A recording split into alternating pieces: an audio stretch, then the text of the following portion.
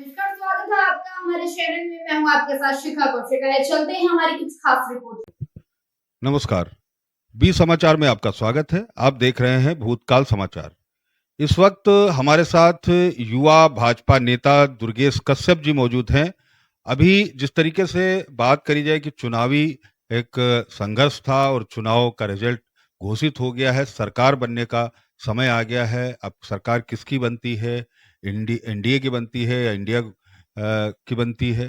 तो बात ये आ रही है कि अभी दुर्गेश जी से हम बात करेंगे कि जिस तरीके से सरकार का जो बनने का है, तो दुर्गेश जी बताएंगे कि अभी जो भारतीय जनता पार्टी है उसमें भी कई दल मिल करके और सरकार बनाने की बात आ रही है, और इंडिया गठबंधन की भी बात आ रही है, वो भी गठबंधन के साथ ही सरकार बनाने की बात आ रही है।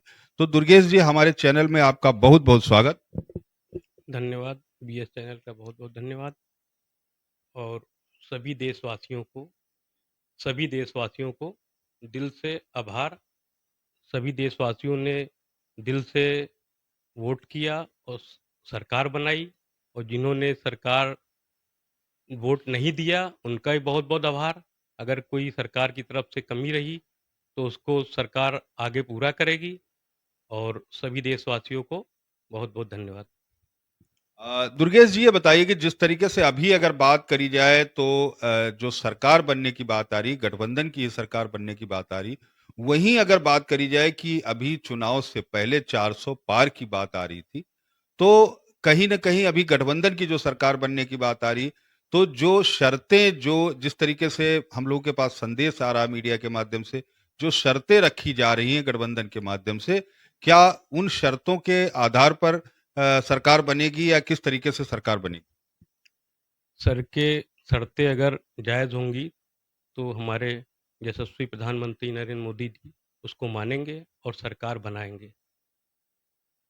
जिस तरीके से बात करी जाए कि अभी अमित शाह जी का एक बड़ा रोल है और इस पार्टी में, सरकार में, और वहीं अगर बात करी जाए कि उनका विभाग जो गृह मंत्रालय है वो भी मांगा जा रहा है, तो क्या गृह मंत्रालय अमित शाह जी दे देंगे? वो हमारे प्रधानमंत्री अमित शाह सारे लोग बैठ कर के मीटिंग में तय करेंगे। अगर जो फैसला मीटिंग में तय होगा वही निर्णय निकलेगा। वहीं अगर बात करी जाए कि इंडिया गठबंधन की, तो वो भी कह रही है कि हम जो दल वहां चले गए हैं हम उनको वापस ले आएंगे और सरकार अपनी बना लेंगे। इसमें आपका क्या कहना है? ऐसा है ना कि जो दल बदलने वाले रहते हैं उनका कोई वजूद नहीं रहता है। तो इसलिए वो जो कह रहे हैं उनकी बातें निराधार हैं, और सरकार भाजपा की ही बनेगी। जी। भाजपा की सरकार बनेगी, ये पक्का है। जी, 100% भाजपा की सरकार बनेगी, क्योंकि सारे लोगों को जोड़ भी ले रहे हैं तो भी वो सरकार नहीं बना पा रहे हैं।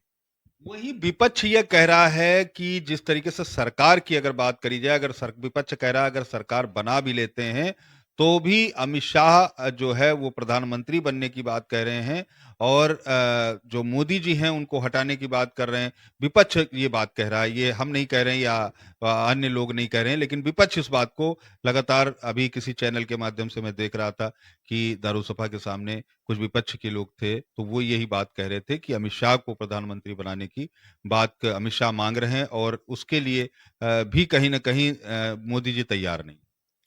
अमित शाह जी कोई ऐसी बात नहीं कर रहे हैं, ये सब बात आपस में ही लोग निकाल रहे हैं।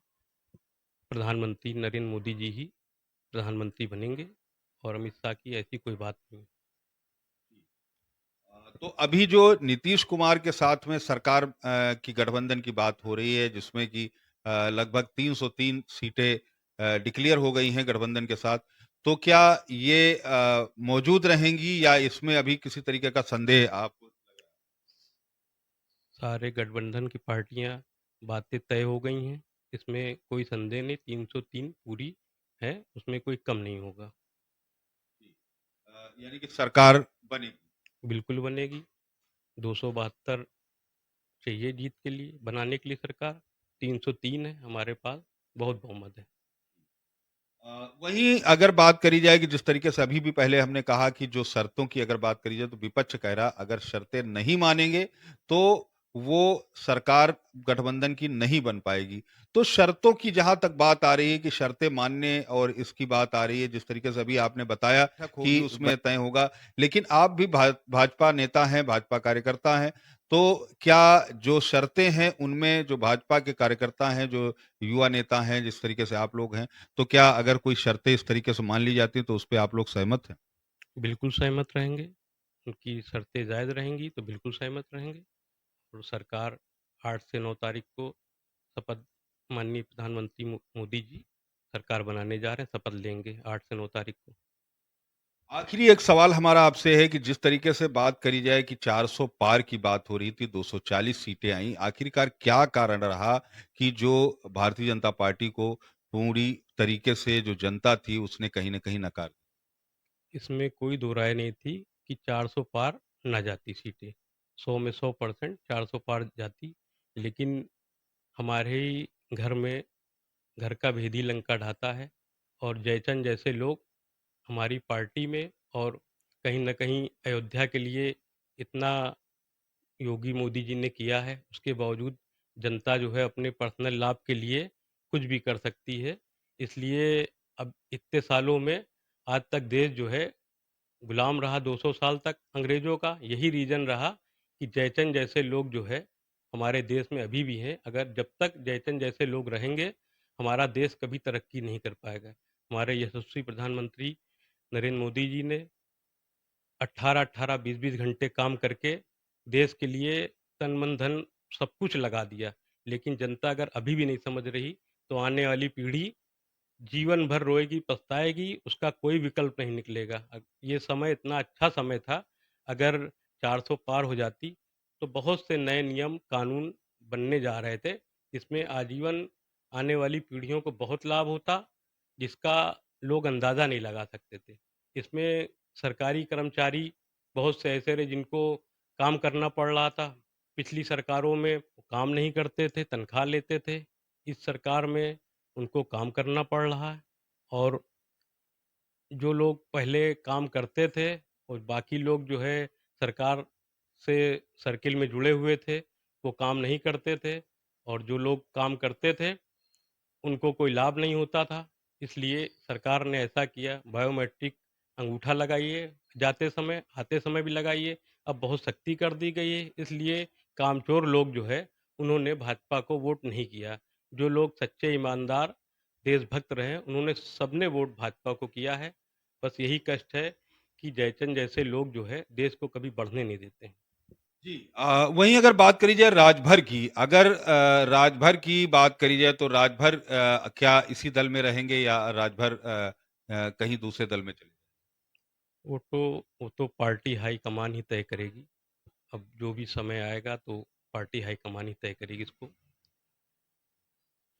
बहुत-बहुत धन्यवाद दुर्गेश जी। देखिए दुर्गेश जी हैं जो युवा नेता हैं, जो लालबाग से भी पार्षद का चुनाव भी लड़ चुके हैं और वहीं अगर बात करी जाए कि दुर्गेश जी लगातार सक्रिय रहते हैं, तो भारतीय जनता पार्टी के अच्छे कार्यकर्ता हैं, युवा नेता हैं। तो कहीं न कहीं जिस तरीके से दुर्गेश जी ने बताया कि भारतीय जनता पार्टी की सरकार अगर बनती है तो कार्यकर्ताओं को किसी भी तरीके से विरोध नहीं होगा।